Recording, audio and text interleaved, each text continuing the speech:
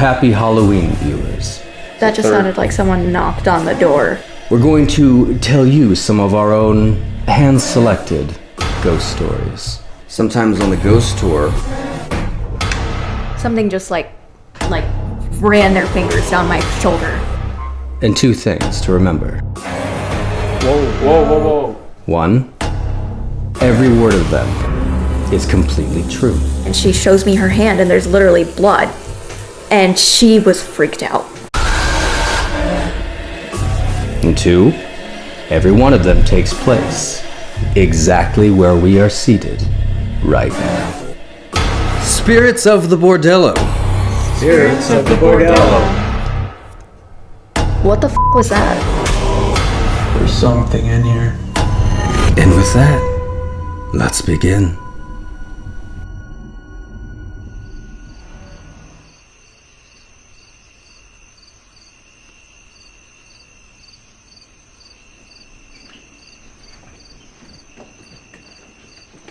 All right, go ahead and get your keys out, Michael.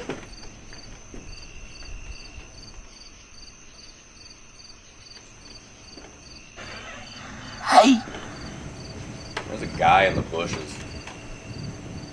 get your ass away from there. We got a podcast to do right now.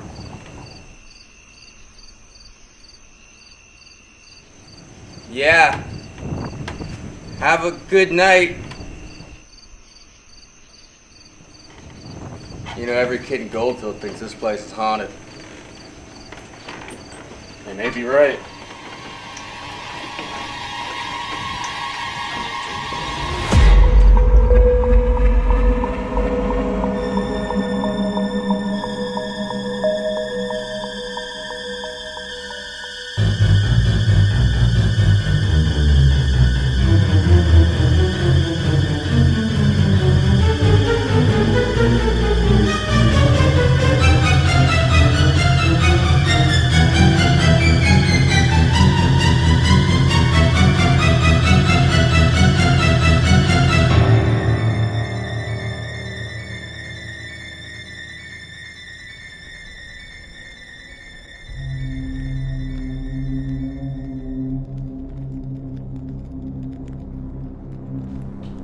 Good evening, viewers, and welcome once again to the only podcast that is broadcasted from the inside of a haunted brothel.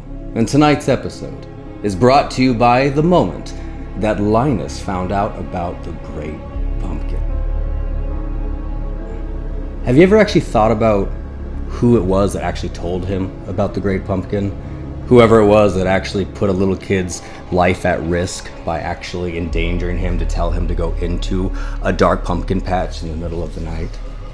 Anyway, tonight's episode is a special one because we are now so close to the night of All Hallows Eve. You can practically already hear us scratching at the door. Halloween, dear viewers. A night where the veil between the living and the dead is so thin that people won't even leave their homes without wearing masks and donning costumes, so that when they're about, the spirits that wander this earth will mistake them for ghosts as well.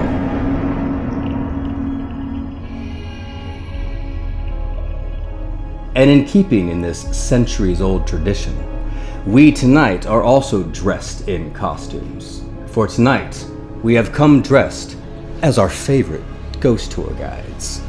Fear Frontier, I am Matt, here once again with my tricksters and treaters. I'm Michael. I'm Chloe. And I'm Riley.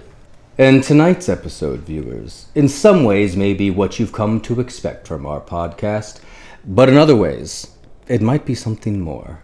As previously stated, we are recording inside an old haunted brothel.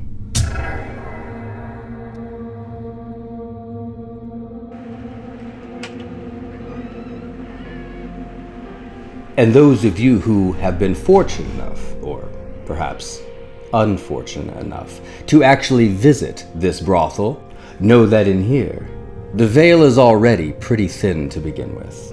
And given that we are now in the darkest hours of autumn, what we're going to do in honor of this holiday, we're we're going to tell you some of our own hand-selected ghost stories.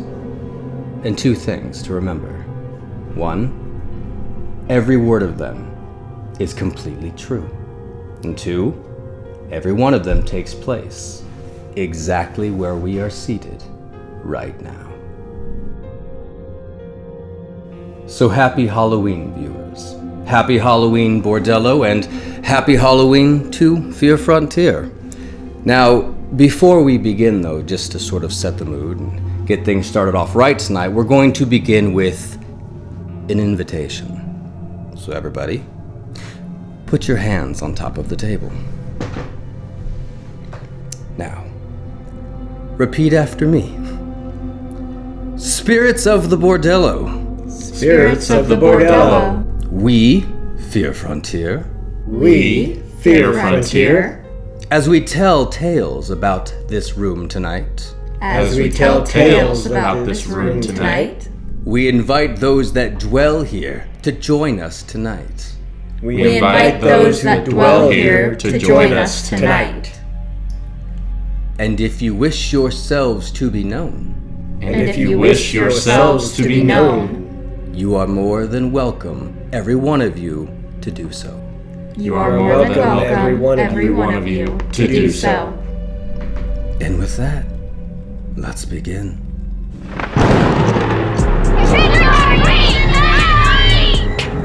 I advise you to call this party off now. The ghosts are already moving, and that's a bad sign. Here comes Peter Pumpkin for a safe Halloween. What Peter does.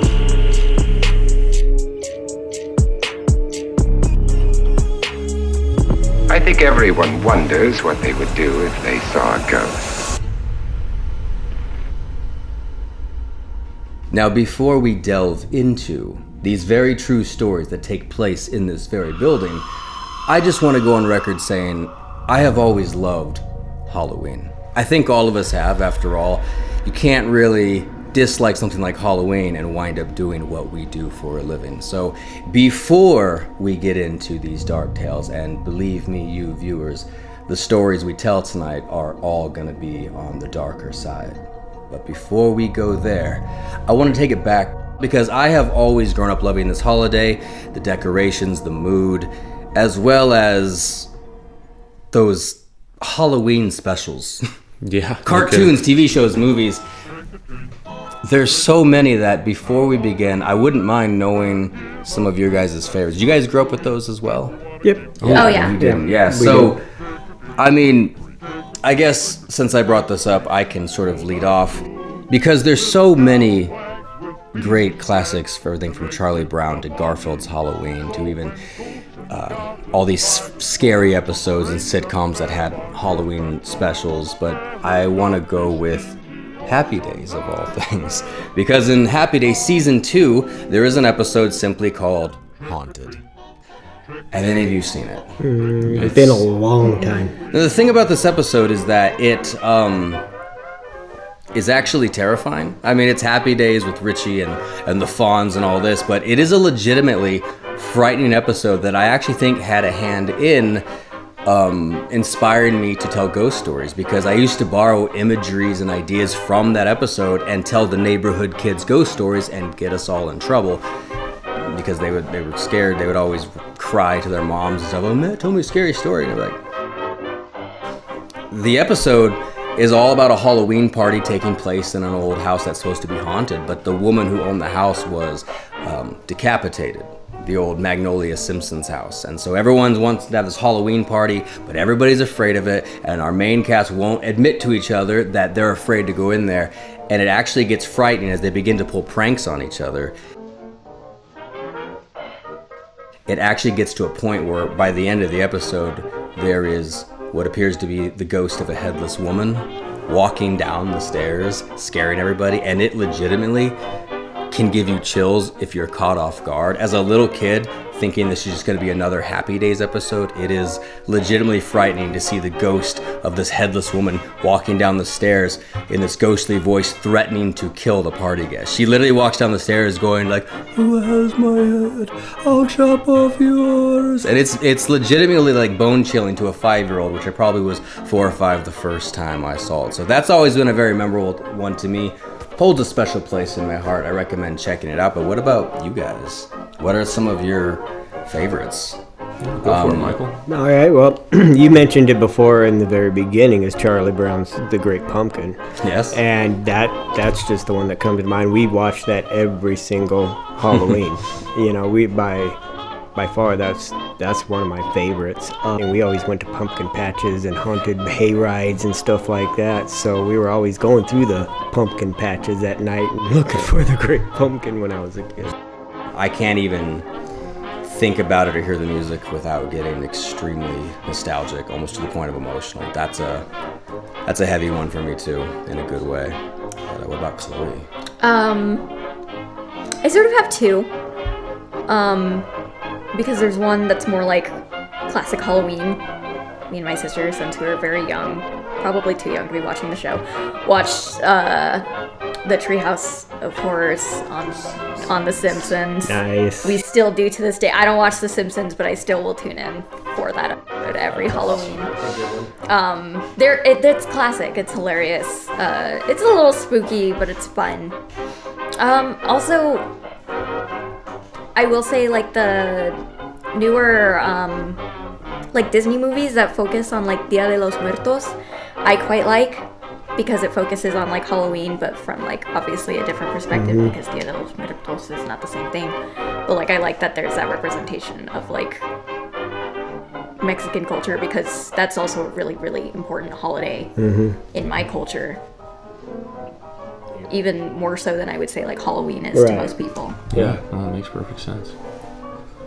And Riley. Well, it's funny because mine kind of ties your two together. You know, what's the original headless person, the old story by Washington Irving, Disney. I remember growing up as a kid, my mom burned me a VHS tape that had all the Disney Halloween episodes on it. A movie called Don't Look Under the Bed, the Roly Poly episode, and my favorite was the Ichabod Crane, the Legend of Sleepy Hollow, 1949, narrated by Bing Crosby. Yep. Yeah. I'm jealous. If I hadn't chosen what I chose, that was going to be my choice. It's classic. It's so good. The laugh just coming out of nowhere as he's running through. Yeah.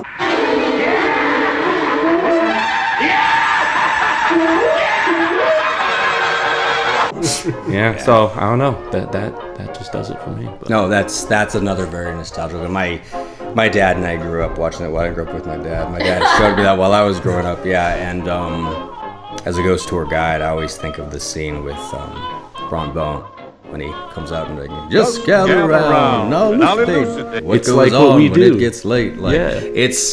I think I've thought of it more times than I can remember while starting a ghost tour. So.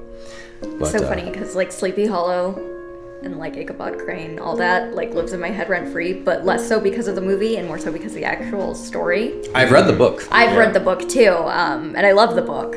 Books are always better anyway. It was written in the late 1700s or something. Yeah, right? I read it real young too. I don't remember how old I was, but I really liked it. But I will say that one, the movie is on par. I think both have their merits. It's a cute little Disney film, but it's just. But it's a classic. It just hits. Has, yeah, exactly. And with Ben Crosby's voice, like, oh, I'm getting out of here. Yeah, exactly. Yeah, that's great. So as much as we love our classic stories of Halloween and ghost stories to be told around a campfire, the ones we're gonna tell tonight are a little bit different. And of course they are. Because as stated, the building we are in is known to be extremely haunted. Now I have stated in more than one episode why this place is considered to be haunted, as well as the town that surrounds it. But if you want to hear this haunted history for yourselves, check out some previous episodes, like this one. Link in the description below.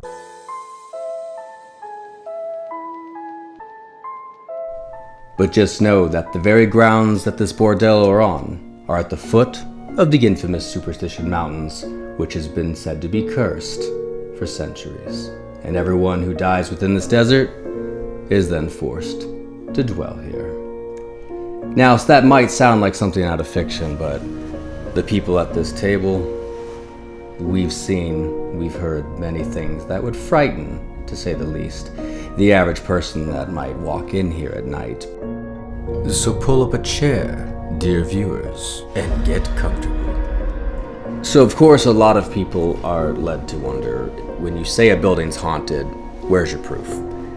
Well, belief is something that you'll have to decide for yourself, but tonight might help you place your mind on one side of that veil or the other. For example, at this very table. It's an old poker table that we've decided to make the setting for our humble little podcast here, but when guests enter here on the ghost tour that we provide, they don't always know what to expect, but sometimes we allow people to run their own ghost equipment, such as the seer. And if you don't know what the seer is, This will change your paranormal investigations forever.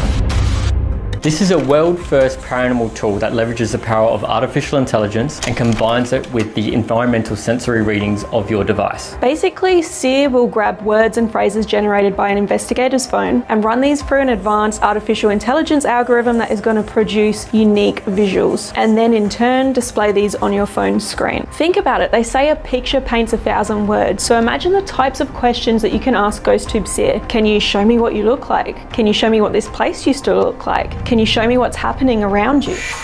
like a spirit box.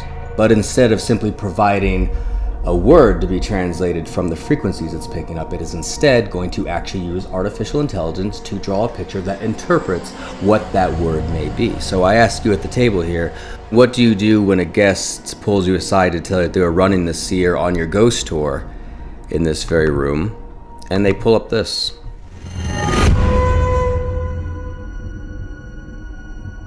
Oh. That's unsettling. Does the table look familiar? Yeah. The chairs look familiar as well. Yeah. And we used to have a lot of poker chips and cards on the table too. This is true. During a ghost tour, there would have been a better chance of poker chips and cards being on this table. So essentially, they pull me aside and they ask if I know what the seer is, and I say yes. And they're like, okay, well, as this device is interpreting what's going on in this room as I tell stories about this room, the AI in the device drew this very picture. This is directly sent to me from him. In the photo, 3 rather ghostly-looking individuals in appropriate 1890s brothel attire are clearly seen seated at a poker table, partaking in a game that eerily resembles the table we are seated at with alarming accuracy. On the night that this image was captured, the table also was covered in poker chips and playing cards. So, as we sit at this table, we may not be as alone as appears. There may very well be more than 4 of us at this table right now. If we're not actually alone at this table, if they're in fact playing games, poker, whatever, right before us, it does sort of make me think of what happened after a ghost tour from where Riley's sitting. Yeah, that's right. It's weird seeing this and knowing what has also physically happened at this table, because again, there was one night after a ghost tour. More often than not, whoever's on the tour will sit around this table for 10-15 minutes after the fact, and we'll just chat or what have you. And it was one of those nights, I believe it was just the 3 of us, myself, Michael, and Matt, and we were just chatting, and all of a sudden, one of the most cliche sounds you could ever think of occurred. And this table used to have a lot more poker chips on it, and you actually heard a poker chip hit the floor and start rolling around and falling on its face.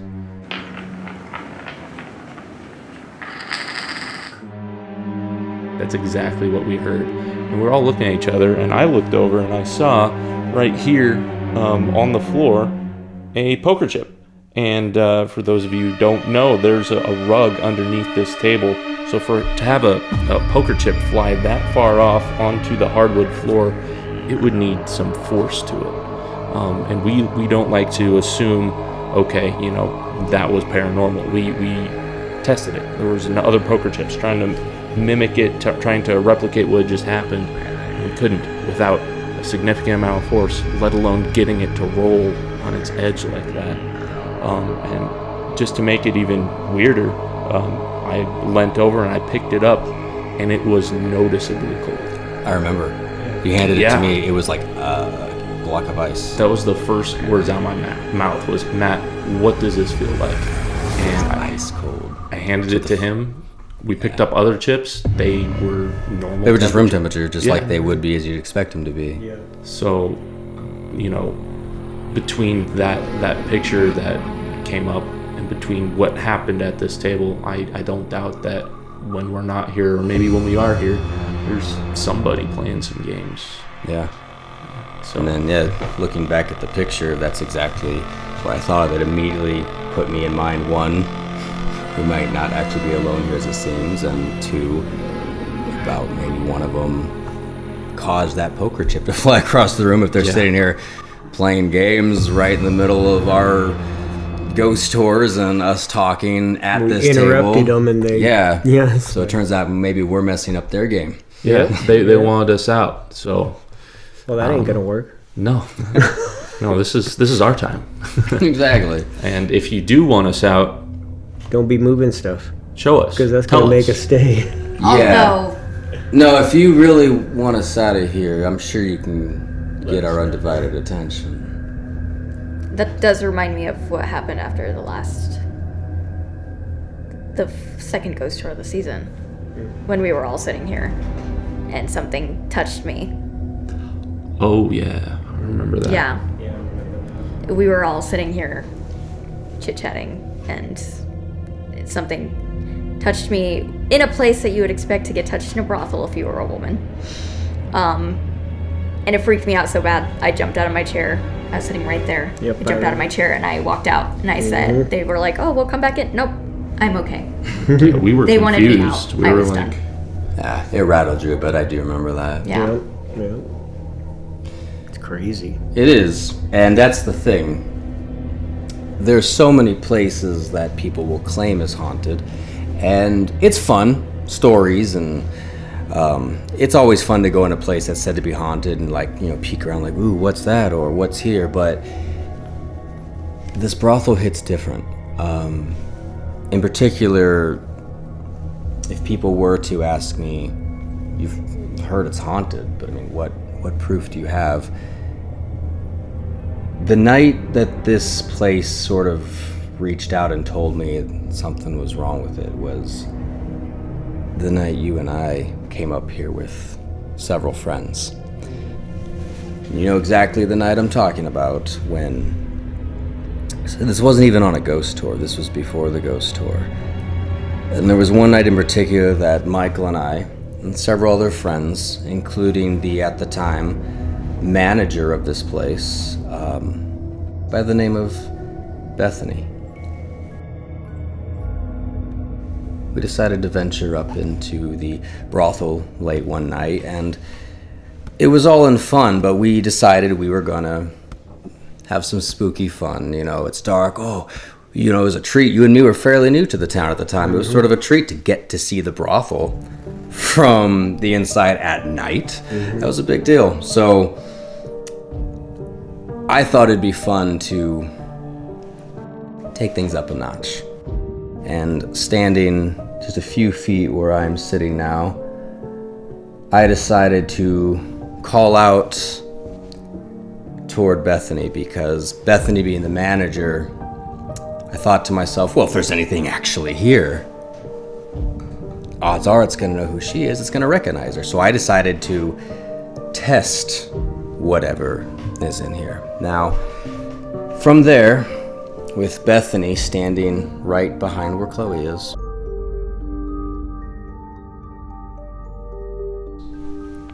Michael being over here beside the couch, in the corner of the room, opposite of Bethany. 3 other of our friends that were already a little bit nervous were standing behind that bar, and they seemed a bit more on edge. I think you, me, and Bethany sort of thought this was all fun, but they were a little on edge, so they kind of gathered behind the bar, but that was fine because I too was thinking fun and games. This wasn't meant to be more than just a laugh. When from standing in the middle of the room, I decided to point at Bethany. And she looked at me sort of with a smile on her face like, "Are you for real, Matt?" And I'm like, "Oh no. If there's anything in this room that wants to make their presence known, say the name of the woman that I'm pointing to." Well, everyone on edge, but not expecting anything to happen. But it did. From this very room, seemingly out of thin air, in the darkness, much darker than now, a voice carried through the air, "Bethany." And it actually got a reaction out of me, which is extremely difficult to do. I admit I was startled. I heard Michael commotioning, like reacting. Bethany did not look happy, but she also looked about how I was feeling.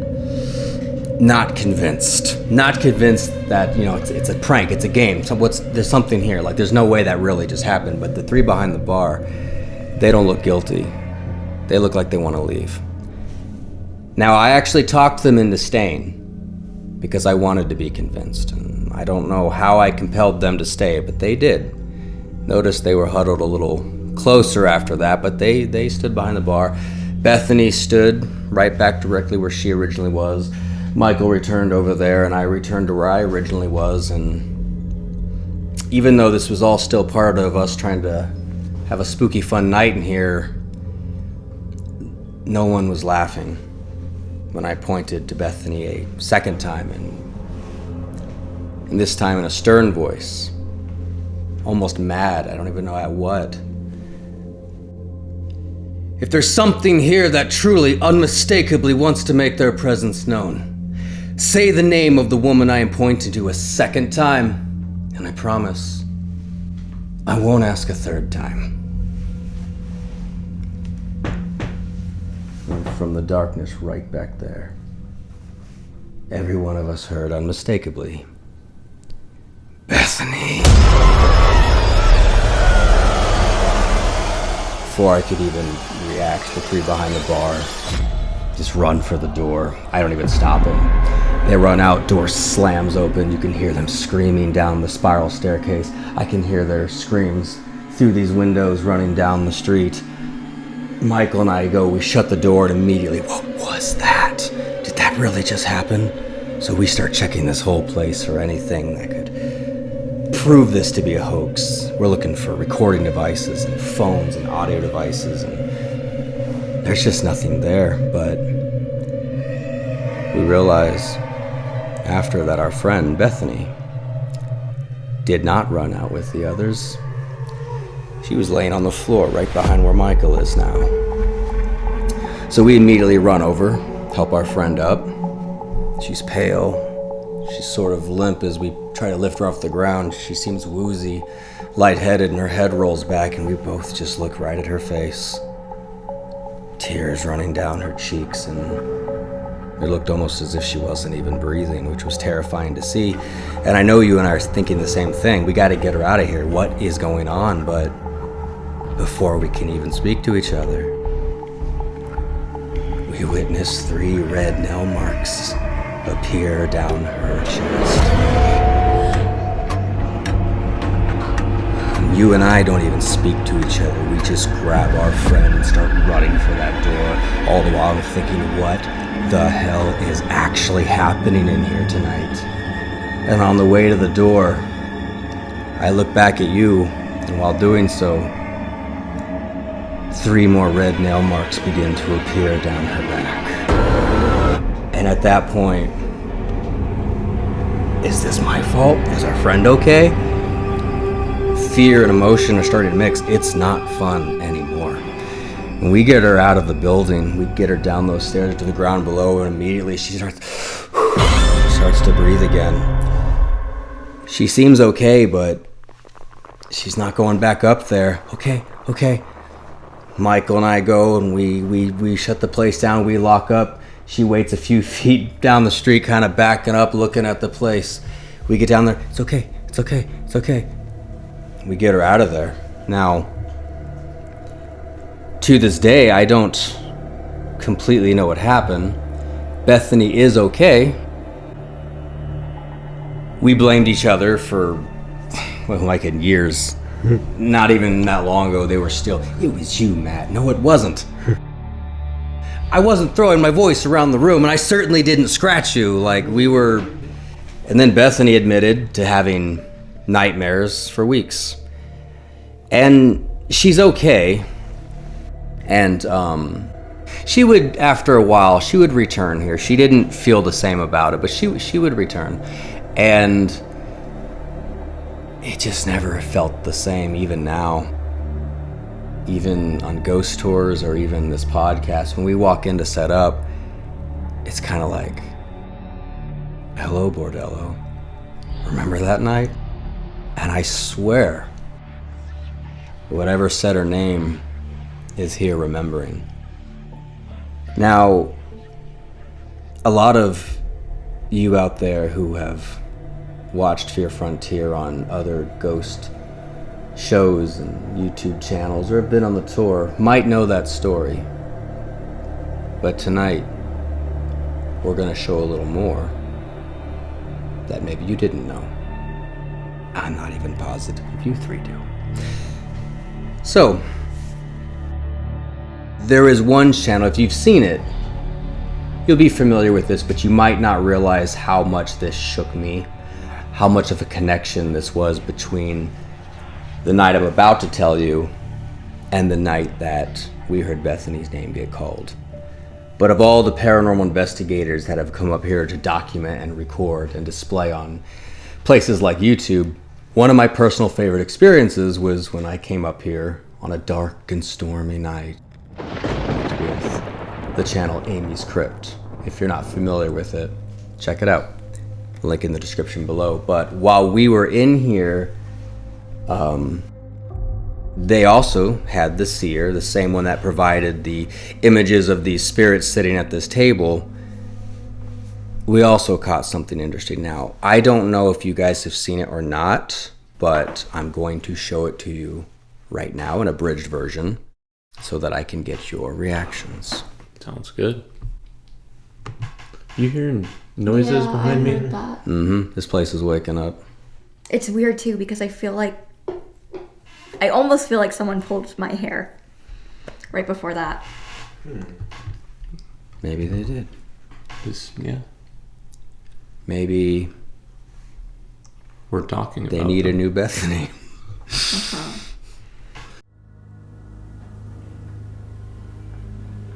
Whoa. That's not Okay. the EMF meter. Thanks for joining us at the table. Can you go towards the middle device?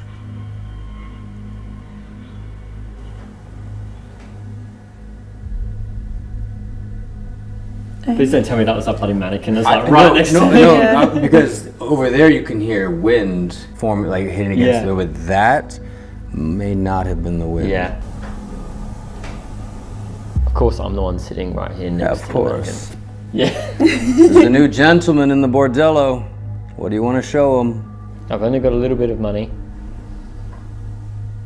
Apparently a little bit is enough.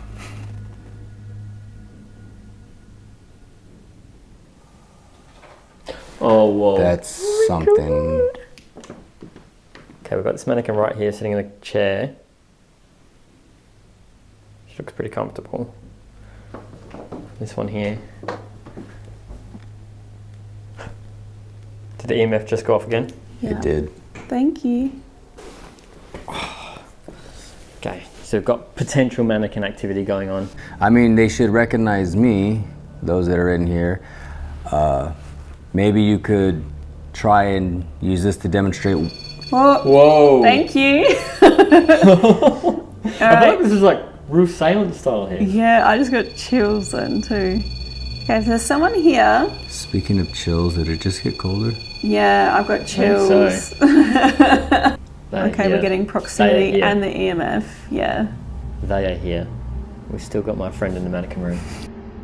So like super cold. It is. Yes, the temperature has changed dramatically. I was hot before. Right when the EMF and REM pod went off, the temperature is now absolutely cold. Yeah. Can you show me what's making me cold right now? I would love to see a face, maybe one of the faces that I've talked to many times, or perhaps whoever said Bethany. That's a face I would like to see. Who said Bethany's name? Yeah, I would like to see that as well. Can you show us what resides here? I was getting something. Oh, I'm seeing a figure there by a window. Oh my god. Figure by a window, maybe. A dark figure. No face. Is it the mannequin sitting by the window? Oh my god, let me check. Or is that the Bethany? That's where the Bethany came from the second time. Mannequin with black hair by a window, maybe. I didn't say this part of the story. Oh my god. The second time when Bethany's name got said aggressively, it was right there. Oh my god. That's dark as well. That is a complete dark shadow. Thank you. It's got no face, it's like just dark, and you can't tell if it's male or female. It's sort of... That is rather uncanny with how much... That is literally representing... Okay, thank you. That is cool. The other members of Fear Frontier are going to blow gas here when they see that. We can send you these pictures as well. Okay. Oh, thank you. I was excited by the relevance behind this image appearing, just as we had asked it to. And what's more, right beside a window where we had been hearing noises and from where the actual dark voice that had once said Bethany years earlier emanated from. This was also something that was obviously significant to Matt, but our investigation would only get weirder from here on out. That image over there, by the way, was positively frightening. This room we're in now is known as the parlor, and I always say basically the end of the parlor where the mannequins are is we heard Bethany, and I heard a voice over there. Or not a voice, pardon me, a sound over there, not a voice. Yeah. But That camera, what the f?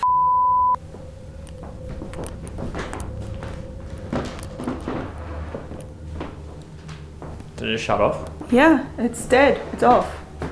Dead? It's not on. Nothing in Goldfield stays dead for very long. Haha. Had you guys seen that footage before? I hadn't. I had not, actually. So this leads me to potentially wonder if the mannequin might be a conduit for something. What's your guys' take on the image that appeared? Yeah, I think the first thing that pops out to me, even before getting to the mannequin, is the accuracy of what it showed. The biggest thing for me is the crease in the wall between the two windows is identical. It is. That what's an explanation for that? How did it know? It just it weirded me out. I was so excited about that, and I only hope Amy's Crypt and our viewers can understand why I got so excited. It was frightening, but I was positively giddy over this. Yeah. It's proof. It backs up the story. It almost, to me, feels like the sequel to the story, at least for now. Yeah. Because those mannequins are known to move. We've never seen this happen, but we've walked in and had them appear in different rooms. I mean, at night, I'm the only one that can access the building, but I'll come in and that mannequin or the one that's standing across from it will be in the wrong room, sometimes with the door shut, with no explanation as to who put it there. But so part of me wonders if somehow that mannequin, if it has anything to do with the voice, or if it's just displaying where the voice came from. It's extremely hard to tell. Well, those mannequins, of course, represent the women that would have been here. Yes, because let us not forget, this is a brothel. Women that would have dwelled here back when Goldfield was an active town. Now, I'm not going to lie and say that every single day was hell on earth for them, because it wasn't. There are misrepresentations of what took place in an old Western brothel, but I would also be lying if I said it was easy for these women. In the town of Goldfield back in the 1890s, when this was a live, active gold mining town, the women in this town were actually outnumbered 80 to 1. A lot was expected of them, so it would be safe to assume that they lived some harsh, brave lives. So if they're still here, it might also explain why this room often comes with a great deal of sadness attached to it. Guests, day and night, come in here. We've all seen it. Brought to some kind of emotion they're not even able to explain. We've seen people brought to the point of tears, and we don't exactly know why, but we most commonly theorize that perhaps they're in tune, connected, and sort of being reached out to or making contact with those women from all those years ago that might have lived here, or very sadly, which was all too common, even taken their own life here. That was also something that happened more than anyone wants to think about. But there is one particular photograph I'm going to show you that might actually tie into this being the case. One night in particular, on a ghost tour, there were several of us up here, and Michael and I were conducting a tour when at the end we let this smaller crowd that night take a few photographs of the building, and they were moving about taking a few pictures, and there was this one woman who just felt upset, saddened. She came up to me and she goes, I'm sort of feeling this unease, heaviness, and I just suddenly feel so sad, like I miss a friend almost. So she decided that she would sit on the couch with them, like, no problem at all, sit on the couch, take it easy. But while over there, I guess she started snapping some pictures. And I distinctly remember, while we were walking over there, smelling perfume. And it wasn't her. I'd been around these guests all night. It was like more here. And then as I began to tell her, it's okay, take all the time you want, and then I moved over and I saw her taking the pictures, and I remember stopping. At the time, this table wasn't here. I remember stopping about here and smelling this aroma of perfume and being like, how strange, how spooky. And then suddenly we heard footsteps. Sounded like high heels walking right across the room. So I told her, you check closely at those pictures now. Now, she did. The first picture she captured when we heard the footsteps was this one.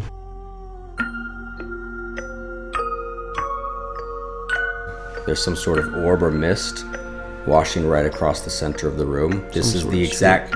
What's that? Some sort of streak across there. It's the exact trajectory that these footsteps were walking at the time, and you can see me standing over here around the time that I'm smelling this perfume. Now these footsteps, I recall hearing them walk across the room, through our guests, and into the service room, which is just around the corner behind Riley. So I decided to follow up there and take a flash photo. Caught this. Does this strange light in the middle of the room look like something in particular to you? Mm-hmm. I see the shape of a woman personally. Mm-hmm. Yeah. And here looks very dress-like. Yeah. I remember once the woman and her guest stepped outside, because Michael always escorts our guests out to the balcony and safely make sure they get down the stairs, and she was fine once she got out of the building, but as long as she was in here, she was met with emotion.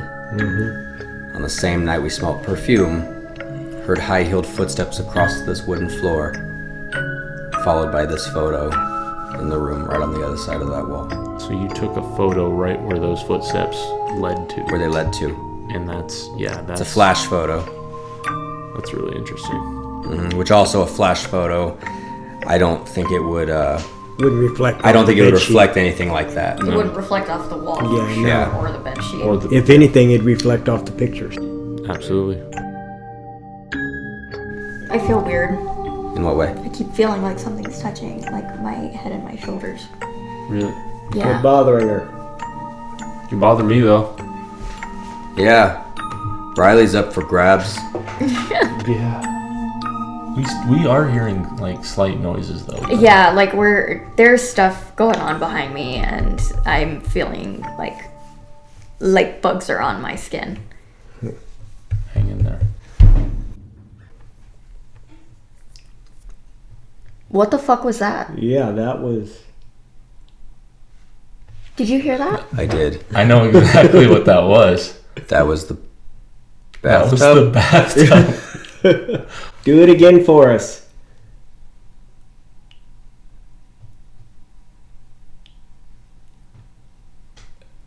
There's nothing back there. No. No, we're the only ones here. Yeah. That we Middle of can the night. See. That was undeniably the bathtub. Yeah. That was absolutely the bathtub. I'm hoping we caught that on speakers. Me too. I'll be right back. Check that out.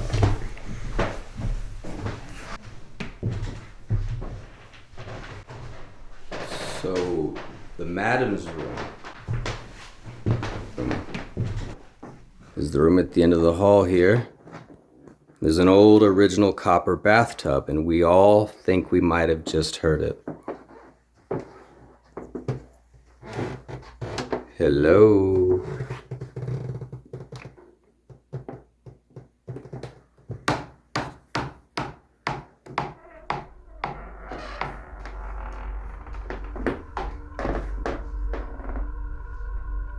This is the bathtub, which we also fully intend to talk about tonight. So stay tuned, because we're definitely going to tell stories about this, but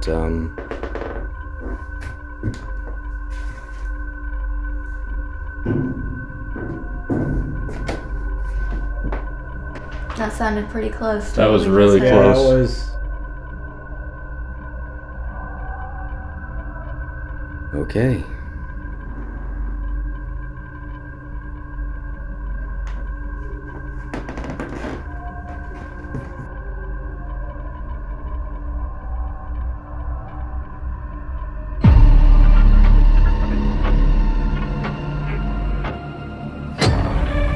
The room at the end of the hall is the madam's room of this brothel. Within it, there is an old copper bathtub.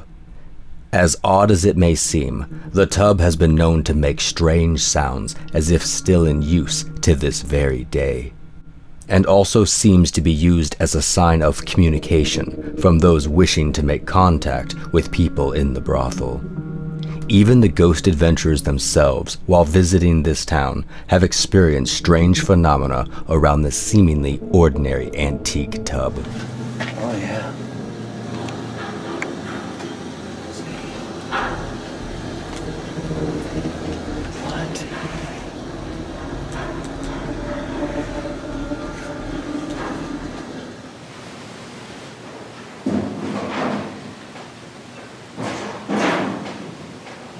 There's no windows open. There's nothing open in there.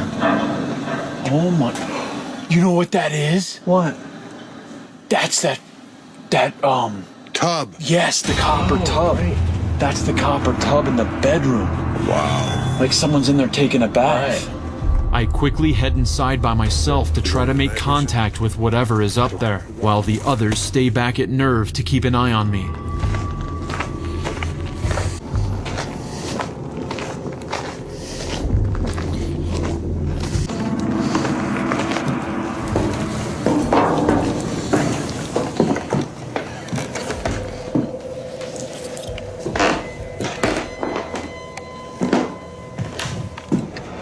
Hello? Whoever the entity is, or whoever the spirit is that's been scratching women on the back here, can you move something again right now?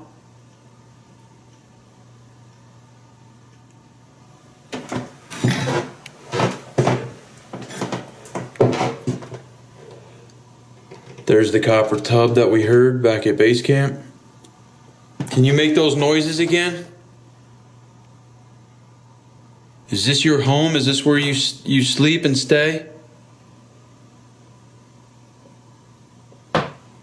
Oh my God. Hey, hear that? Heard that. Heard that. There's a knock right there, right directly in front of me. Do you want to make contact with me? Is that why you're making the noise? Can you make an even bigger noise?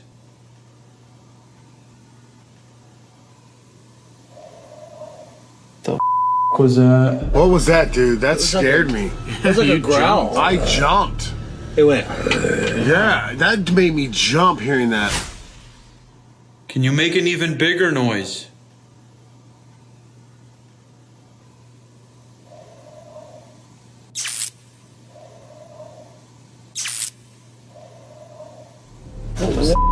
What was that, dude? That scared me. There's something in here. This is not the last time this strange tub will be spoken about on this episode, so stay tuned. Yeah. We are hearing like slight noises though. Yeah, like there's stuff going on behind me and I'm feeling like bugs are on my skin. Hang in there. What the fuck was that? Yeah, that was... Did you hear that? I did. I know exactly what that was. That was the bathtub. That was the bathtub. Well, that was an unexpected intermission. Yeah, back at the table now, we all plainly heard what we think is the copper bathtub in the madam's room, which, as odd as it sounds, is known to have a lot of very strange activity connected with it. And every single one of us undeniably heard that at the same time. Mm-hmm. Thank you. Don't be shy. If you're in the madam's room and you'd like to come out and have a Halloween party with us, you're invited.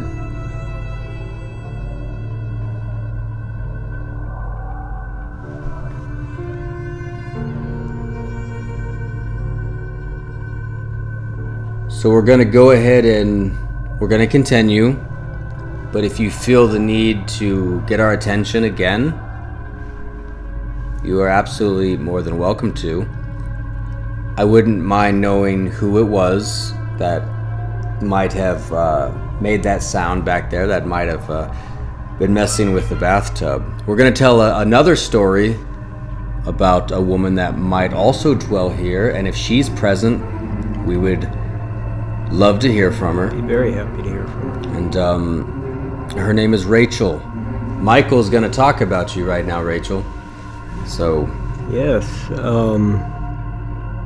Now this happened on another night right after a ghost tour. And like Riley said, there's times where we sit here and talk. And this night we had Spirit Box with us and a couple of EMFs and stuff like that. And we were asking questions. And we were getting words here and there that really weren't making much sense or anything. And we're asking, is there anybody here? Can you please tell us your name? And we got... We're like, okay, well, hi, Rachel. How you doing? And we got Rachel again. Kind of went quiet after that. And then it was like the next night after a ghost tour, we came up and we were doing the same thing. Because I wanted to see if we could get Rachel to come back and talk with us. Because, that's kind of hard to do with spirit boxes, getting the same names and stuff like that over and over again. Well, we came in here, turned on the spirit box, and I'm like, all right, is Rachel here? And we waited for a while, and all of a sudden we heard, Rachel, help me. Rachel, help me. And like, Rachel, do you need help? And it came out, help me. I'm like, okay, well, what do you need help with, Rachel? What can we do for you? And then out of nowhere, this deep, dark, growling male voice, just like, don't help. Don't help. And that's pretty much the last time we heard from Rachel. It And just we've been went trying quiet nonstop to get a hold of her. So never have heard from her never since. heard from her again. That's Sad. Yeah, so we don't know who the guy was or this masculine voice is, and we really don't know who Rachel is yet.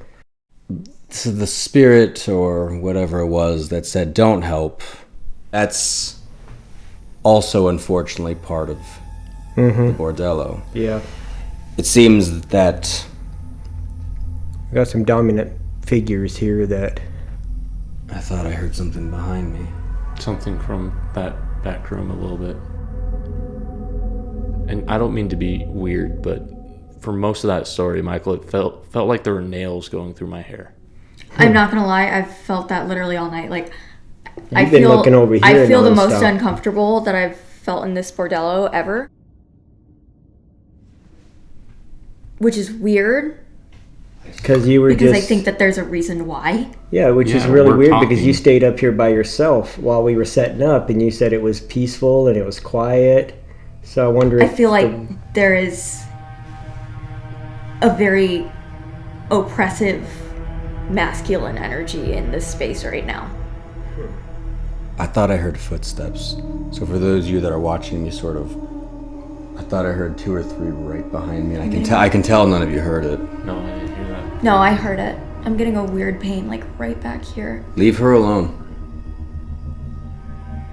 You're invited, but don't hurt anybody. We're going to continue this show. There's plenty enough energy out here. You can take the energy from anything out here. You don't need to be taking it from us. You can take energy from me. I'll allow it. Riley said I offer myself as tribute. Now, there's 3 gentlemen here at the Sacrifice. table. And as I was just about to say, and as Michael was saying, it seems even in death, the gentlemen in this bordello want to sometimes claim dominance over it.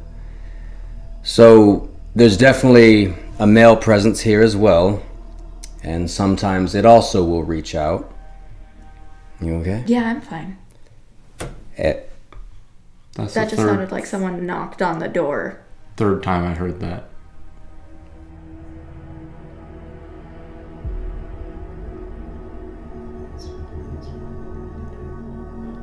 Be more consistent. If someone wants to get our attention, thank you, and maybe bring attention to the cabinet behind us. In fact, if there are gentlemen in here tonight besides the ones at this table, I want you to introduce yourself. We're going to talk about potentially one right now. And I even have... Is that you? That's why I looked over here and I'm like... And I even have a photograph. If you're the one in the photograph,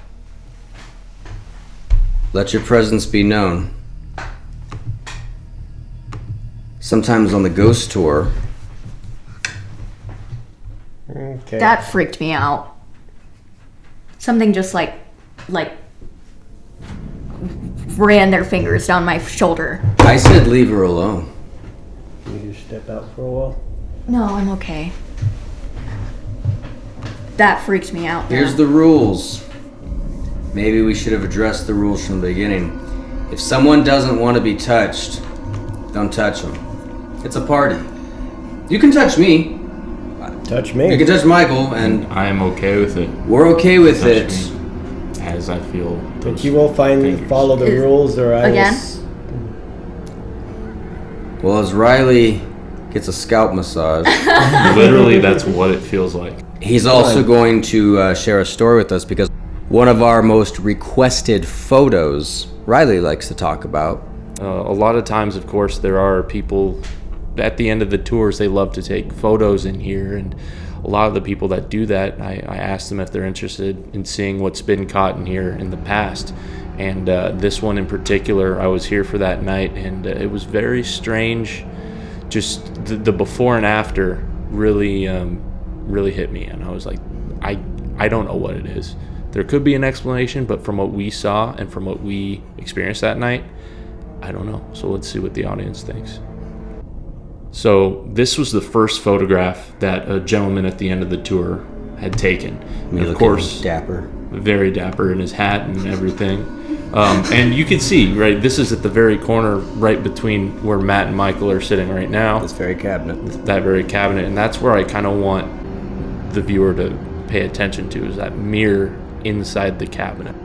But the next picture isn't so easy to explain, because not only are we seeing this like blue kind of lens over the cabinet now, but if we zoom in even further, you can see the image of a man in the mirror.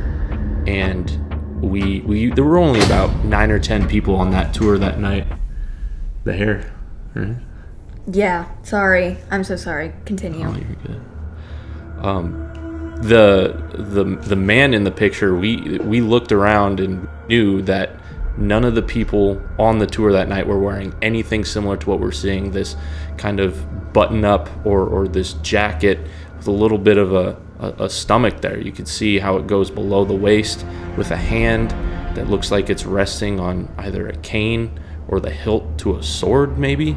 We thought it might be Civil War era or something, but there was nobody on that tour that had looked anything like this. Nobody, because that's the first thing I did. I turned around to look at our guests, and there was nobody dressed even remotely like this. Yeah, like I said, it after the tours, when people are taking pictures, I kind of give them a little motivation, a little push when I show them this. I'm like, this can happen, and this was taken by one of our guests who was not expecting something like this, and nobody that night that we spoke to had any explanation, and they were there. So. And then something else I'll point out that I do believe I also mentioned in episode 1 is that everything in this cabinet belongs to someone that perished on the grounds of the town of Goldfield, both past and more present. I also need to find out whatever's in his hand. I would love to locate whatever that is. Yeah, and if anybody else watching has an idea of what that might be, that we haven't spoken about, please let us know, because we're all ears. Yeah, we'd love that. So the bordello can be extremely physical. Everyone's kind of getting the heebie-jeebies, feeling things.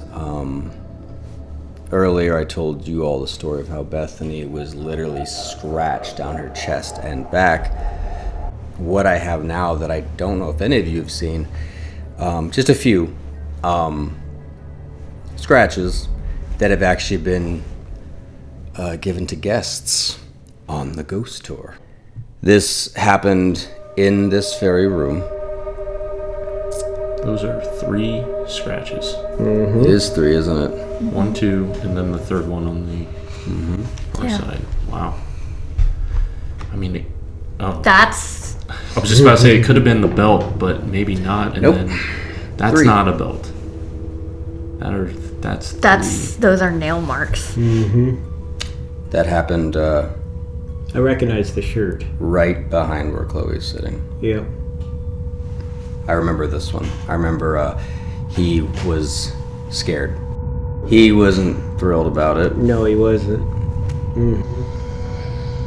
Well, these are all, like, you can tell that they are fresh. It's not like they were doing something before the tour, came in and said, oh, I got scratched. Like, that just happened. Those are raised. Not to mention, these all having to, this is actually this woman took this photo in her car after the tour and sent it to me, but given where the bordello lands on the ghost tour, if you scratch yourself prior, it's not going to look like this by the time you finish. Oh, wow. Near the eye. Now this one sends me this. He's like, what's your opinion on this?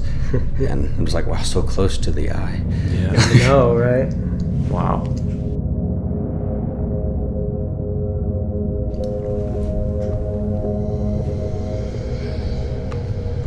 This one's a little lighter. Oh, but you can definitely But you can see it. Mm-hmm. I remember this girl saying it burns. That looks like the type of scratch that would burn. Yeah. And it's raised, like you were saying. Mm-hmm. It's also in a similar place to where, in fact, this could be a second and third right here. It's a little hard to tell, but it is in a similar location to Bethany's. So this place, it can get a bit physical. I don't want anyone scratched in here tonight. Well, you could scratch me. I would I'd find it a little bit fascinating, although I don't think I've ever been scratched in here. It does happen to women more, but as you can see here, it is not prejudice against the men either. I've never been scratched. Well, like you just mentioned, the interesting thing to me is that it's not just women, it's men as well, which makes me think that whoever or whatever is doing that is potentially that darker presence that people have heard, people have felt. And that's the thing. A lot of people will find peace in here, and I can totally understand that. But it's not always like there. I think there are things in here that are mean. Rather, they're mean because they are angry that they can't leave here. They're frustrated. They're confused. I don't know. But things do lash out in here. They And do. sometimes, I mean, with the scratches, it's strange. But then there's other situations that I don't even know how to put into words. One happening extremely recently with Chloe. You dealt with something that I had never seen before. Yeah, and what's funny is that story strangely connects to how I'm feeling tonight.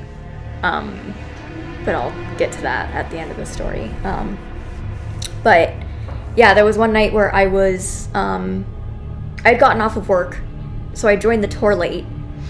It was a pretty big tour, there were a lot of people. And so we were up here with some guests before we had someone get dizzy in the mine. So I was sort of just keeping an eye on the crowd. And there was one woman in particular that I had made eye contact with, and she looked really upset. And so she sort of like walks towards the door. And I walk over to where she is, and I'm like, hey, is everything okay? Like, are you okay? And she's like, there's blood in my mouth. And I was automatically like, what? And she's like, there's blood in my mouth. And I was like, okay, well, do you need to step out? And she's like, yes. So we step outside on the balcony, and she's like, look. And she shows me her hand, and there's literally blood. And she was freaked out. And so we walk across the street to the saloon because she wants to go to the bathroom. In the bathroom, she checks. There's nothing wrong with her mouth. No reason for her mouth to be bleeding. And when we walk back upstairs, I get her a bottle of water, and I'm like, are you okay to stay? Like, do you want to leave? And so she wanted to stay. And so the entire tour is just looking around. She's This is right in the middle of the so tour. spooked. Right in the middle of a story I'm telling. Yeah, like he's telling the Bethany story, and she's just so spooked and so creeped out. So at the very end of the tour, normally people can wander around, take pictures, like we have mentioned. She did not want to do that. She wanted to leave. And normally, I'm not wearing them tonight, but normally I'm wearing 2 bracelets, one of which is Volcano's rock, which is said to be a protectant given to me by Matt, and the other one is a rose quartz bracelet that I got on a trip, and I wear them basically every day, so it's weird that I'm not wearing them tonight. I've never been in this bordello actually not wearing them, but I pulled off my rose quartz bracelet and I handed it to her, and I said, hey, like, keep this. I don't know why you started bleeding, but it's probably good for your own protection. And she stared at me. She did not say a word. She stared at me like wide-eyed, pale. And after that, I stepped out onto the balcony. And when she was leaving, she comes up to me and she hands me back my bracelet and says, thank you, I'm gonna go now. And I'm pretty positive it was because she wanted nothing to do with this place. And she wanted nothing from this place. But she was very, very clearly creeped out, and she did not want to say that it was something paranormal, but I knew that's what that was what she believed. And it was crazy because I can just imagine what women in this place would have gone through, and blood in your mouth, being hit.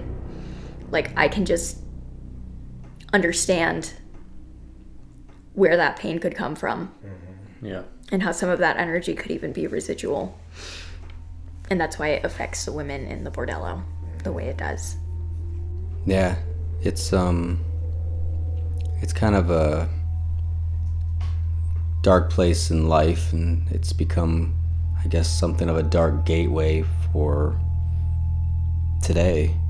And some people might find it strange that we're talking about our own guests being harassed on the tour, but I don't know. I always thought, like, if I go on a ghost tour, I want to get harassed. So, like, yeah, to and me, I want them I'm like, to talk about it, right? too. To me, you're signing up for it now. Ghost tours are fun and all, but you gotta be. Goldfield's different, and we've seen people run out of this building on the tour. We've seen people run to their cars, and Fear Frontier souvenir, right? Yeah, exactly. You go home with a nightmare or two. It's a souvenir from the Frontier. Now You'll never forget us. Exactly, and it's true. You mentioned what women might have endured being hit and things like that. And some people try to make the spirit world seem so peaceful, but there are mean spirits here. I thoroughly think that. I mean, Well, if you're mean in life, you can also be mean in death. exactly. Now, this is a particular interesting story that actually relates to that, and I don't know if whatever's in here can open the door and take a walk down Main Street, but there was a ghost tour one night when, all due respect, a police officer and his family were on the tour. And I didn't know that immediately. You might remember Yeah, this. we were It's been a while, in the back. I was talking to him throughout the tour, so yeah, I yeah, remember that guy. because and his Michael would have noticed because Michael follows as I lead the group, and there was a gentleman who was enjoying the tour. He really was. In fact, he thoroughly. It was him and his daughter. It was his family. Yeah, Family him and his daughter got yeah. the worst of it, but he especially just was bragging on the tour. He had a very good time, but he was rattled because the entire tour, he said from the moment it began, he felt something was following him. There was a presence that felt dark following him. And people, the power of suggestion, we're telling ghost stories. We're walking through an 1890s mining town. But this man just kept telling me, I don't exactly feel safe. I don't exactly feel alone. I feel that there's something walking beside me. And then during another part of the tour, his daughter began to react the same way. And we said, leave her alone. It didn't seem to want to listen. And he hadn't told me his profession yet, but there was another woman on the tour who actually claimed to be able to hear and see spirits. And a lot of people on our tour will claim that, and how do you prove it? But this night, she said, well, they won't leave you alone because they don't like what you are. And he goes, well, what am I? She goes, you're a police officer. How did you know that? She explains, I can hear, I can see that, I hear things, I feel things. They tell me they don't like you because you're a police officer.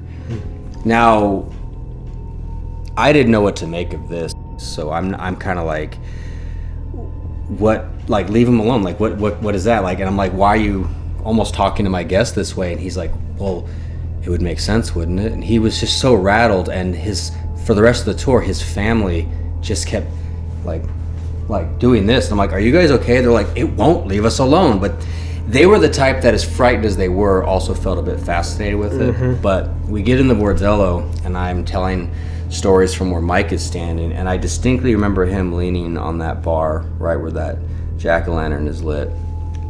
And I remember him just suddenly like jumping and looking into the darkness of the service room back behind Riley there.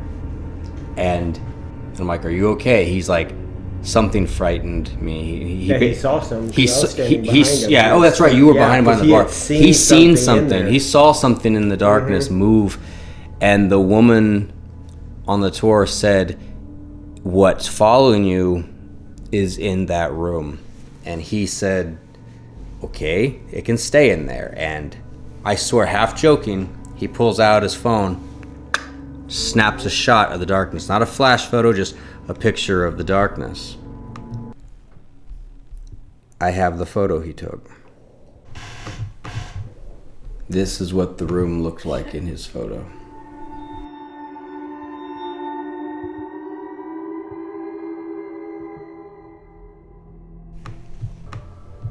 What is that? Looks like a skull or a person. Staring right at his lens. And he's standing here, I'm standing right here. Yeah, Mike would be next to the him. left of this, behind the bar, across from that picture you see in the top left. So this man's like, oh, whatever is harassing me is in there. Click. There's your What do you photo. got? Wow. That's so weird. Yeah, that's creepy. It looks like it is staring right at him. It doesn't look human. No, we actually have talked about different things it looks like. I sort of agree with Chloe in that it sort of does have a skull and spinal cord. Which is what you've seen in the mine before, that white head with the spinal cord floating through the mine shaft, or the stope. Yeah, Matt and I somehow saw that. We in Pitch did. Black. Yeah, and other guests have seen that. Yeah. So do you know what's weird? So maybe this can wander this town as It he might be damn well able to. pleases. I just put that together. If his story started at the very beginning, something has been following. That woman guessed or knew that he was a police officer, also saying that whatever's following you is in there. You know what's also frightening? Whenever we see that shape, firstly, yeah, Riley and I tend to see a shape that looks like this wandering through the mine in the dark, but where is it always headed? Out. Up the stairs Yep, and out. up the Like stairs. it's following Yep. us. Didn't realize it. Yeah. You're watching this live. We Yeah. just connected that now. That's crazy. Wow. So maybe it picks and chooses nights that it wants to follow us on the tour. And So when end you're in inviting there. things to follow us, I they wonder are. if it's from the Sarah shop. Yeah, because remember, a bunch of dark entities had come in. You invite them after the Sarah shop. This is true. There is a section of the tour where I open an invitation for things in one particular shop that is meant to have many spirits. Follow us for the remainder of the tour. The That's mine, the tour. where we see this, follows that stop. Interesting. I wonder if we can catch that again. It makes you wonder if that's standing in that room right now. Do you want me to go take a picture? Maybe we'll take some after, but I would love to hear something in that room knock. So if there is anyone in there that feels like it, there's another invitation for you. You could knock on the wall. We'd hear it from this side.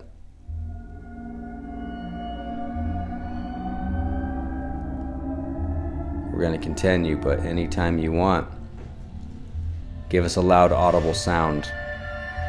Let us know that you're listening to these stories about you.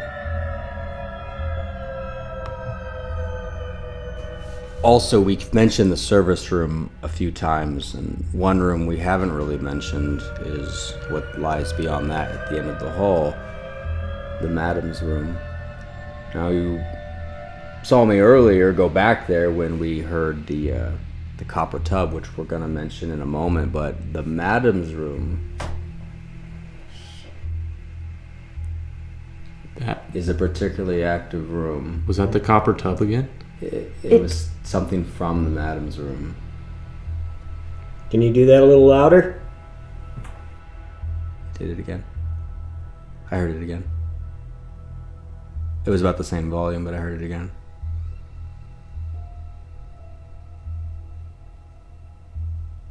Are you the one that likes to follow from the mine? Or are you somebody else?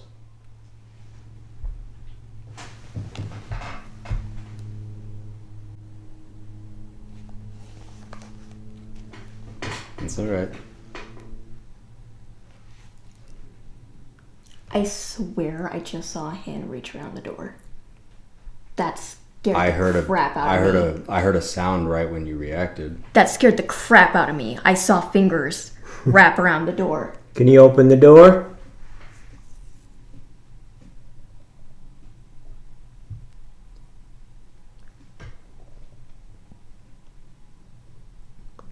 Yeah, you're shaking up, Chloe. Well, we're about to talk about the Madam's Room, which feel free to keep an eye on it, but what I will tell you guests, as active as the bordello is, the Madam's Room can be the most active. We also feel that whatever is in there doesn't like to be photographed. It's very common for people to take pictures back there, or try to take pictures back there. They'll come out blurry or dark, or like your flash doesn't work. Even if you use the flash, it'll look as if you didn't. Pictures can look aged, they can look deformed. It's as if whatever's back there just doesn't want you to photograph it. Never stops us from trying. In fact, another photo in particular I'm going to show you now that I can't explain. It involves that copper bathtub. So I don't know how a bathtub can be haunted other than maybe there is something connected with it. We've had so many strange sounds come from the tub. Sometimes it literally just sounds like people are climbing in and out of that tub. We've also thought we've heard it scoot across the room, and even the ghost adventurers who were here once got strange sounds coming from that tub. They were rattled by it. So something is with the tub. So the photo I'm about to show you was also recorded or taken after a tour when some guests went back there and they heard stories about this old copper tub and the vanity mirror that sits next to it. Both of them have a very peculiar amount of paranormal activity. Now, they decided to get creative, and they took a few pictures of the tub through the mirror of the vanity. So, in the first photograph, vanity mirror, and there's the bathtub in the mirror.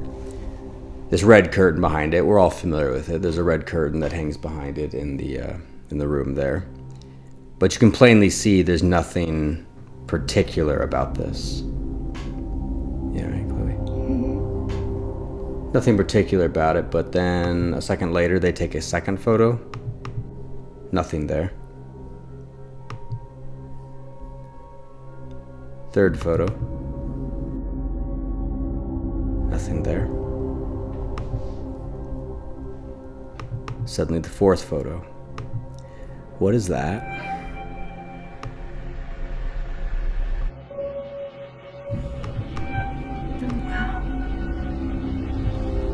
Oh. Now one might jump to the conclusion it's a shadow on the curtain. However, it plainly looks in the foreground, but tell me how a shadow drapes over the edge of the bathtub. Yeah, and completely blocks out the curtain behind That's it. not a shadow. That is something reaching into the tub. Mm-hmm.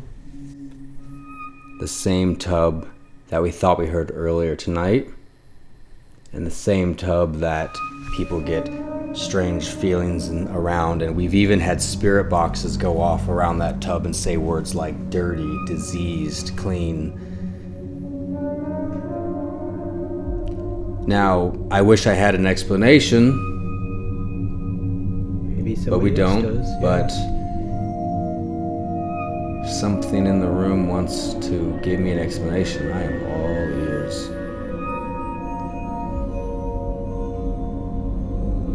And what I find most fascinating about this is we've shown pictures of lighter things. The picture you took in the service room of that white, almost woman sitting on the bed potentially, and then maybe that floating whatever it was in the service room. But this is something else entirely. Mm-hmm. So what is that? It's hard. I would love to have the answer to this. This is just... There are things that the imagination interprets. We see the shapes of human beings, but what is this? And why is it in the tub and in the reflection of the vanity mirror? And why are there 3 other photos with nothing in them taken seconds apart? Yeah. And they're all taken from the same position. From the same person, same position. Yeah. Mike moved his foot. No. That was in their bathroom. That was like a heel to toe. That was 100% in the madam's room.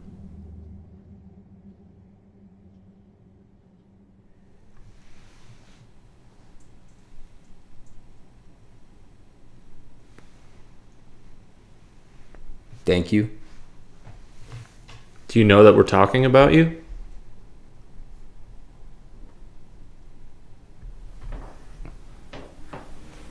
Do you know what this is in the photograph? Is this you in the photograph?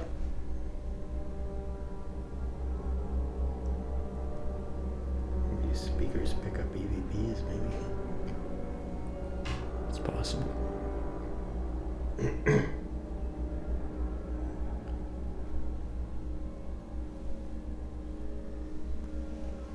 All right.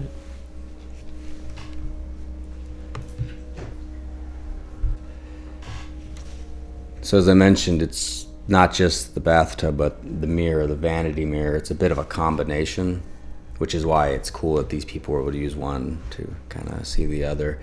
But also, I have another photo from the mirror itself without involving the bathtub, and I don't know how to explain it either. The person that took the photo, or photos, was pretty shaken up, and he immediately came up to me and asked me to explain it, and I said I couldn't. When one night after a ghost tour, he was brave enough to venture back there alone, so he thought. Do you see the difference in these two photos?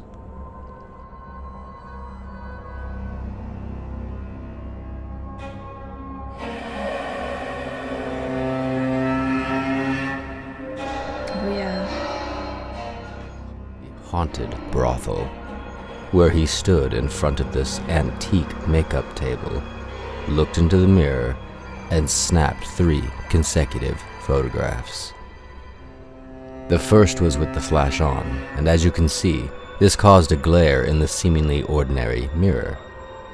But after he turned the flash off, he then shot the 2 following photos, a mere second apart.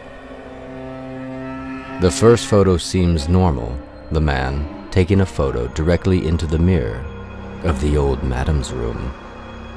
But the second photo, taken 1 moment later, is different. Can you see whatever it is that now seems to be standing behind the man? To the right of his head, there now seems to be some kind of mist, or what may even be hair, evident by what on the left appears to be possibly someone's arm. There almost looks to be some kind of woman, possibly now standing behind the man, peering over his left shoulder while reaching for the man's head from his right.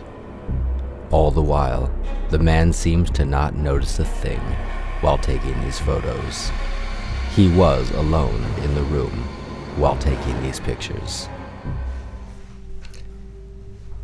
It is also, people have considered that vanity mirror an odd, almost gateway, like the room you're looking at in the mirror might not be the room that's physically behind you.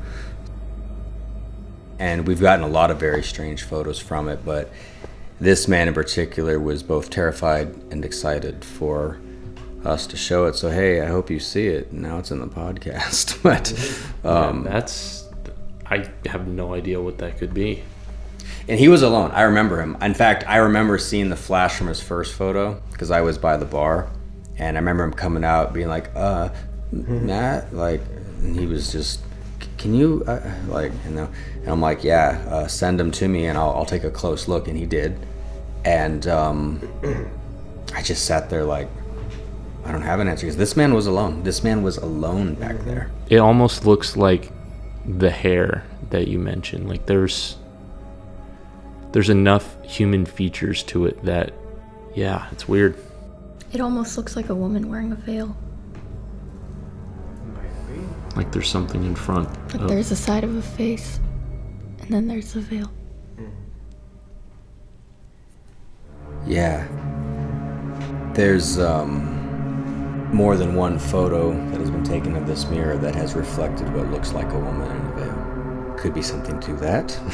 Yep. A veiled figure is interesting, and I feel that I personally have also had a couple run-ins with a veiled figure, and This is not the first time that audio, video, or even photography equipment has seemed to suddenly become disrupted with the mention of a veiled figure within this brothel. As my mic continued to distort, unbeknownst to me at the time, I continue to discuss the entity simply referred to as the Veiled Woman, revealing that people taking photos of the vanity mirror in the madam's room often catch a glimpse of what may appear to be a veiled figure in the room with them. I also show Fear Frontier a video clip that I feel potentially ties the Veiled Woman and the madam's room vanity mirror together. So now entering the final room. Threat. Threat? Yeah, is that... Does someone in here feel threatened? Are you a threat or are we a threat? We're not here to hurt you. I'd just like to talk. We would soon document onto camera some activity within this room that may be related to the response of threat. So this would be the madam's room, right? We now wanted to spend some time in the dark reaching out, but just as we were setting up, we managed by chance to document something incredible and eerie onto one of our cameras. Here, Jared set up a light and a Ghost Tube SLS camera to monitor the main bedroom. Then he left the room to join Matt and myself down the hall, when we all heard a loud noise come from that same bedroom.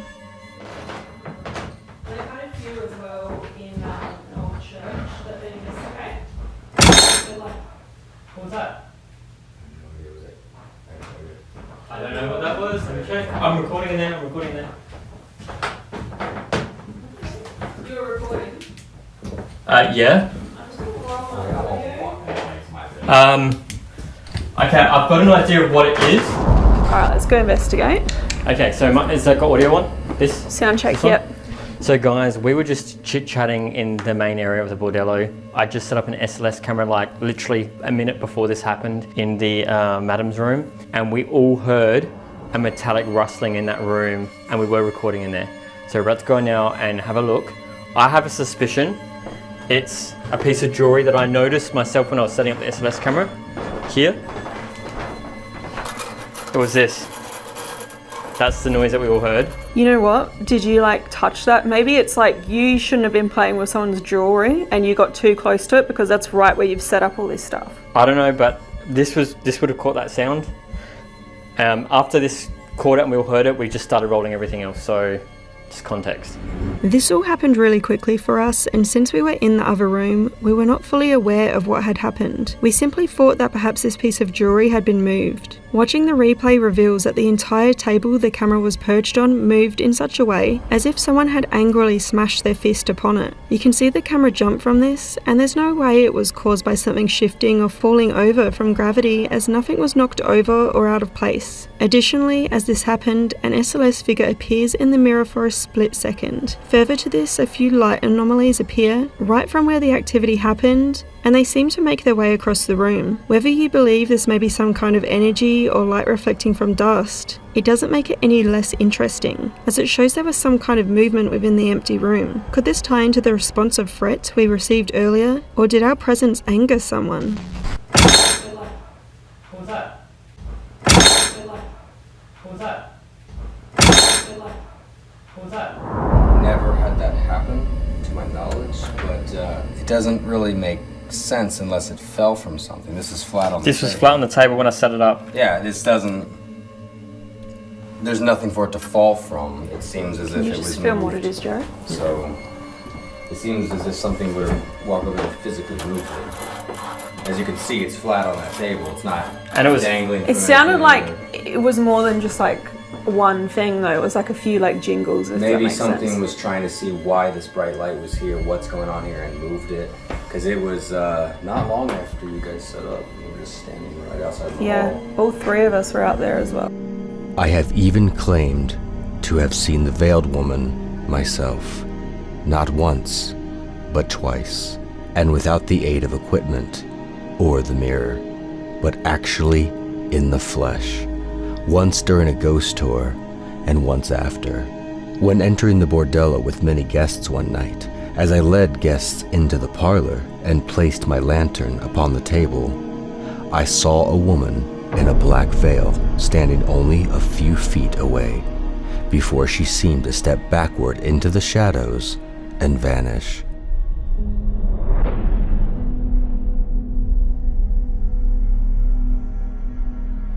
Convincing myself it was somehow a very deceptive trick of the light, I continued, only to have guests moments later claim that there was a woman standing behind me near the madam's room door. Hey, there's a woman in black behind you.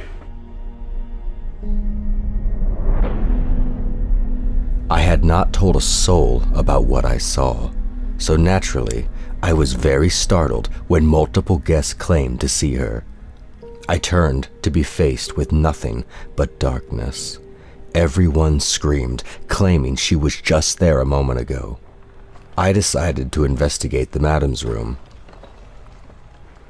And though I saw nothing, the air in the room was heavy enough that it made me nauseous, and the entire madam's room gave me a feeling of sadness. I left the room, and afterwards, Michael and several guests wanted to enter the room as well. But no one, including Michael, was able to go any further down the hallway than the bar. They all claimed there was a strong feeling of negativity preventing them from going any further. Myself, members of Fear Frontier, and our guests had never experienced anything like that. The second time I saw her was after a ghost tour. When our guests had left the bordello to return to their vehicles, I realized after locking up for the night that I had somehow forgotten my hat.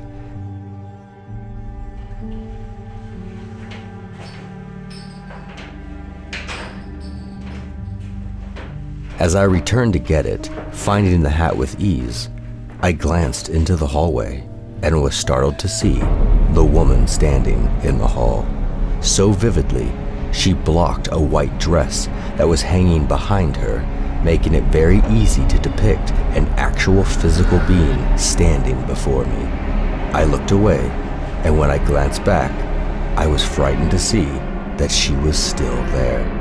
Instead of leaving, though, I decided to stare directly at her, as if to show that I am not afraid of her.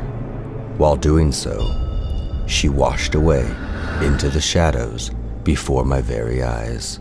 Thinking back, it looked almost as if she became covered in black sheets before disappearing, similarly to how the strange dark curtain appears in the bathtub photo from earlier. After this, the white dress on the door was fully visible again.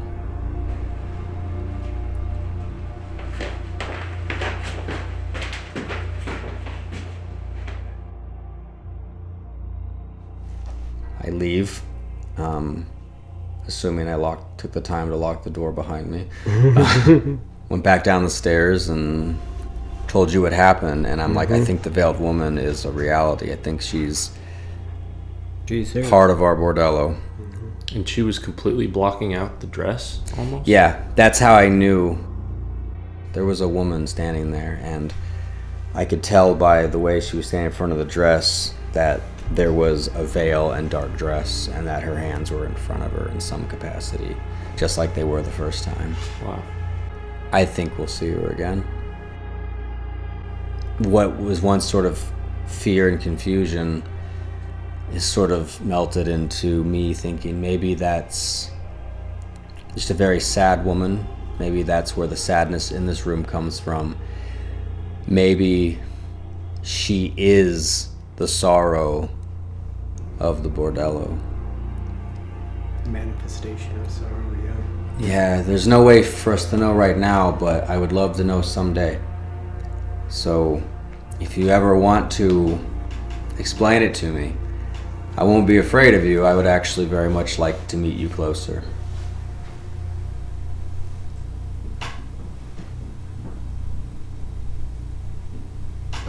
Hello. She might want to meet you closer as well. Not too close.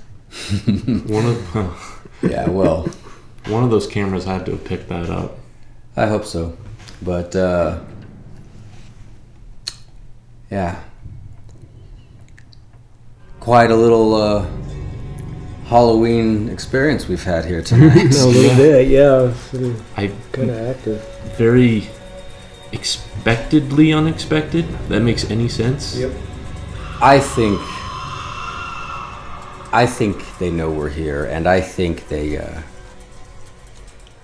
take an opportunity like this to reach out. Yeah, and they know we come up here. We respect. It is with all due respect. Yeah. It's so weird because, like, I am very used to having experiences in the mine. I have not experienced this level of activity up here, and it's like it was ongoing the entire episode. Mm-hmm. Yeah. Well, pretty crazy up here. Rather they are intentionally meaning to frighten us, or rather they are just simply trying to say hello. We thank you for your participation. And for you viewers, rather you believe these stories are real or not, you saw some evidence here tonight. Maybe it convinced you, maybe it didn't. That's not really important. What's important is that you're watching this episode and you're hearing me speak to you right now. Because at this point, no matter what you believe, all I want to simply say is, Happy Halloween. Happy Halloween. Happy Halloween. Happy Halloween. Good night.